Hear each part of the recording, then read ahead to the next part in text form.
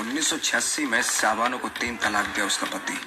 वो कोर्ट में केस लड़ी, जीती, लेकिन वो प्रधानमंत्री राजीव गांधी, वो फट्टू बोला चुप बैठ औरत, कोर्ट का फैसला उल्टा कर दिया और शाबानो को मुल्लों के सामने फेंका। इस पे इसको हिंदुओं से बहुत गाली पड़ी और उनको खुश करने के लिए टीवी पे रामायण शुरू किया। हर संडे सुबह पूरा देश चिपक के टीवी देखता था। साल 1932 में शाह बानो का निकाह इंदौर के एक वकील मोहम्मद अहमद खान से हुआ। इनके बीच सब कुछ सही चलता रहा और 5 बच्चे भी हुए, लेकिन शादी के 14 साल बाद मोहम्मद अहमद खान ने दूसरा निकाह कर लिया। अब मोहम्मद अहमद खान 2 बीवियों के साथ रहने लगा, लेकिन साल 1978 में शाह बानो को तलाक तलाक तलाक बोलकर घर से निकाल दिया और 200 रुपए महीना गुजारा भत्ता देने का वादा किया। कुछ टाइम तक गुजारा भत्ता दिया भी, लेकिन बाद में वो भी देना बंद कर दिया। शाह बानो ने तुरंत एक्शन लिया और कोर्ट में केस कर दिया। मोहम्मद अहमद खान ने कोर्ट में दलील दी कि उसने शादी मुस्लिम पर्सनल लॉ के अकॉर्डिंग की है और वो 2 बीवियां रख सकता है और पहले वाली को तलाक देकर उसको गुजारा भत्ता देने के लिए बाध्य नहीं किया जा सकता। कोर्ट ने अहमद खान की दलील रिजेक्ट तो जरूर। तलाक के बाद मेहर की राशि देनी होती है, मैं दे चुका हूँ। इद्दत पीरियड तक मेंटेनेंस देना होता है, वो भी मैं दे चुका हूँ।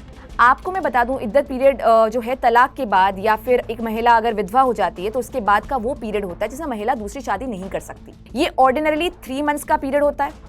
इन केस महिला गर्भवती हो जाए तो पेटर्निटी डिटरमाइन करने में कोई डाउट्स ना आए तो उसके लिए इंश्योर किया जाता है। इसके अलावा इस केस में वकील साहब ने सेक्शन 127 सीआरपीसी का भी हवाला दिया था और कहा था सेक्शन 125 सीआरपीसी में मेंशन्ड है कि कोई पर्सन अगर अपने पर्सनल लॉ के हिसाब से मेंटेनेंस प्रोवाइड कर देता है अपनी बीवी को, तो इस सिचुएशन में उन्हें सेक्शन 125 सीआरपीसी में मेंटेनेंस देने की जरूरत नहीं है।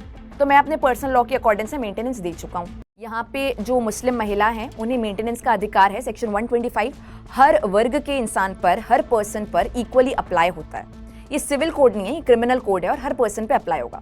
तो शाह बानो बेगम के पास में जो मेंटेनेंस का अधिकार है वो लाइफ टाइम तक रहेगा। और जैसा कि हमने डिस्कस किया, उनका बाल विवाह हुआ था, निकाह जो था वो बचपन में हो गया था और 62 साल की एज में अब उनका तलाक हुआ है, तो she is not capable to earn at all. तो उनका मेंटेनेंस उन्हें मिलना चाहिए जब तक वो जिंदा है, जब तक उनका लाइफ टाइम है तब तक के लिए। सुप्रीम कोर्ट हाई कोर्ट के ऑर्डर को अपहेल्ड करती है, लेकिन इस ऑर्डर को अपहेल्ड करने के बाद जहां पे काफी लोग खुशी मना रहे थे, एक वर्ग ऐसा भी था जो सड़कों पे आ चुका था प्रोटेस्ट करने के लिए। मुस्लिम वर्ग के कुछ लोग थे जो इस ऑर्डर से बिल्कुल भी खुश नहीं थे, नाखुश थे। उन्हें लग रहा था कि हमारे आर्टिकल 25 हमारे फ्रीडम ऑफ रिलीजन का वायलेशन है और प्रोटेस्ट करने के लिए काफ़ी लोग सड़कों पे भी आ गए और राजीव गांधी सरकार थी उस टाइम पे, उन्हें भी डिमांड करने लग गए कि हमारा जो फ्रीडम ऑफ रिलीजन है वो कहीं ना कहीं वायलेट हो रहा है और सेक्शन 125 जो है सीआरपीसी का वो हमारे पर्सनल लॉज के अगेंस्ट है, शरिया लॉ के अगेंस्ट है। ये सारी बातें होने लग गई थी। इस प्रोटेस्ट को शांत करने के लिए राजीव गांधी सरकार एक कानून लेकर आती है, which is Muslim women protection of rights on divorce act 1986। क्या था ये कानून? ये कानून कहीं ना कहीं ये मेंशन कर रहा था कि एक मुस्लिम महिला को तलाक के बाद में मेंटेनेंस इद्दत पीरियड तक मिलेगा। एक तरीके से शाह बानो बेगम में जो जजमेंट आया था उसको नलिफाई कर दिया कि इस पर्टिकुलर लॉ को चैलेंज करते हैं, इसकी कॉन्स्टिट्यूशनैलिटी को चैलेंज करते हैं कि ये जो लॉ किसी के हिसाब से मेंटेनेंस प्रोवाइड करो महिलाओं को लाइफ टाइम तक भी। तो एक तरीके से हार्मोनियस अप्रोच ली गई और दोनों लोग ही सेटिस्फाई हो गए। ना तो जो लॉ है उसे अनकॉन्स्टिट्यूशनल डिक्लेयर किया गया और सेक्शन 125 की भी जो सैंक्टिटी थी वो भी कहीं ना कहीं मेंटेन रह सकी।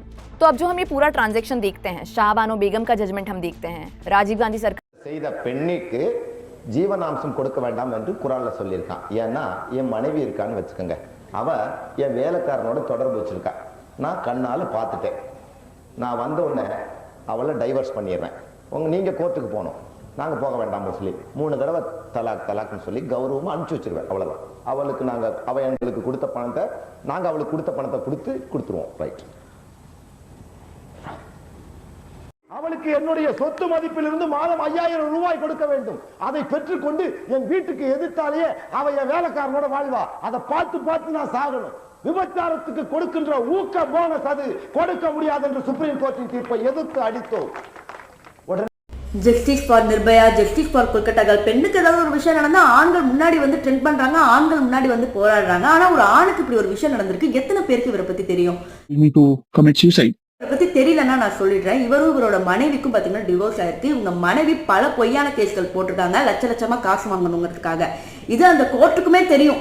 ஆனா இவருக்கு உண்டான நியாயத்தை வாங்கியே கொடுக்கல கடைசி வரைக்கும். ஸோ இவர்கிட்ட இருக்க காசு எல்லாமே வாங்கிக்கணும் அப்படிங்கிறது தான் ஒரே டார்கெட். அந்த மனைவியோட மொத்த குடும்பத்துக்குமே பாத்தீங்கன்னா இது அந்த டார்கெட். ஸோ கடைசியில் அந்த மனுஷன் கோர்ட்ல என்ன சொல்லியிருக்காங்கன்னா, இப்படி ஆண்கள் மேலே பொய்யான கேஸ் போடுறதுனால தான் மேம் நிறைய பேர் இறந்து போயிடுறாங்கன்னு சொல்றப்ப அங்கே இருக்கிற ஜட்ஜு ஒரு பொண்ணு அவங்க என்ன சொல்லியிருக்காங்கன்னா, இன்னும் நீயே இன்னும் சாகாம இருக்க அப்படிங்கிற மாதிரி கேட்டிருக்காங்க. லட்சமா காசு வாங்கணும் அப்படிங்கிறதுக்காகவே இத்தனை விஷயம் நடந்திருக்கு. உனக்கு ஒருவேளை ஜஸ்டிஸ் கிடைக்கணும்னா அந்த கோர்ட்ல இருக்கவங்க சொல்லியிருக்காங்க, ஒரு காசு கொடு, ஒரு அமௌண்ட் ஆஃப் காசு கொடு, உனக்கு ஜஸ்டிஸ் வாங்கி தரேன்னு சொல்லியிருக்காங்க. இதுவும் ஒரு பொண்ணு தான், அவங்க மனைவியும் ஒரு பொண்ணு தான்.